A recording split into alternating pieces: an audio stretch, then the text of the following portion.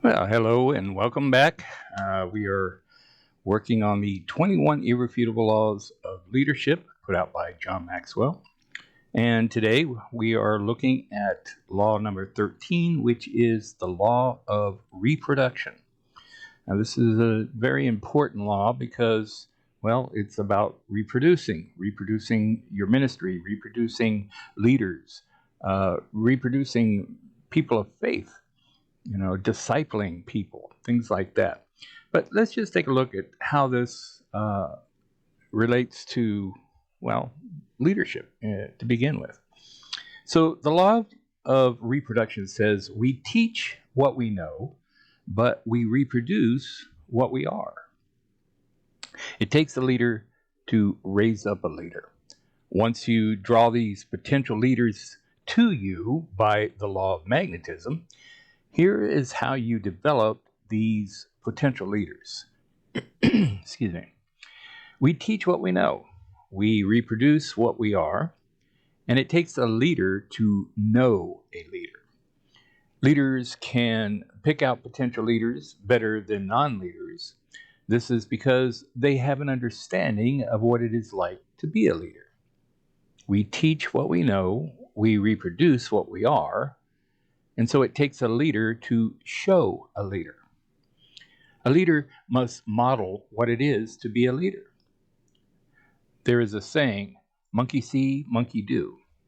People do what people see. If you're a leader, you can teach others to become leaders. We teach what we know. We reproduce what we are. And it takes a leader to grow a leader. How do you grow potential leaders? By being one yourself.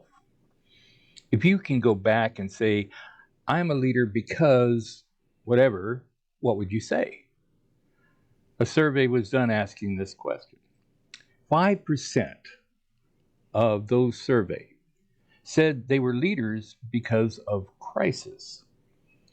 Something came up where a leader was needed, and they were put into that position of a leader.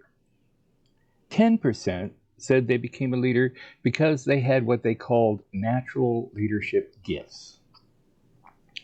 85% of the people surveyed said they became a leader because another leader put me under their wing and mentored me. Why is it then that only about 5% of leaders reproduce leaders? Most leaders just have followers. They don't do anything to change the circumstance. Why don't all leaders develop other leaders? First of all, they're insecure. Again, insecurity keeps us from empowering people. Second, they spend too much time with followers. Followers will stroke their ego all the time. They will tell you how good you are. And leaders like to believe that, that foolishness. In Luke chapter 18, verse 19, we read, But Jesus said to him, Why do you call me good? No one is good except God alone. Leaders will not do that. Leaders are restless. They will say, You're doing a great job, but can we do a bit more? Can we take on a bigger challenge? Their main goal is not to stroke your ego. Their main goal is progress. They want to get to the top. Third, followers are easier to find and lead than leaders. Followers are easy to find and work with because basically we say they do. That's it. We say they do. That's it. But leaders are hard to find. And they can be hard to work with. When you find them, they're not willing to join your team. Some of the best advice you can get on a recruiting leader is find somebody that is already fulfilled in a job that they are doing with excellence and go after them. The greatest odds of reproducing a leader is finding potential leaders. If you have a picture of what a potential leader is, you will increase your odds of finding a potential leader. Fourth, they do not recognize the value of developing leaders. If you develop leaders, you compound the value of your ministry or organization.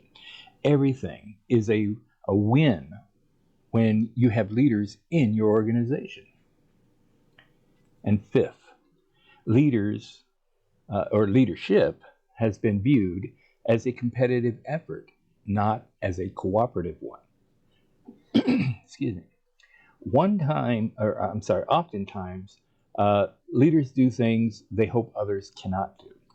This keeps them in the leadership position. This sets up a competitive atmosphere rather than a cooperative one. Grow your team, and you will grow your ministry, is the law of reproduction. We do this by reproducing leaders.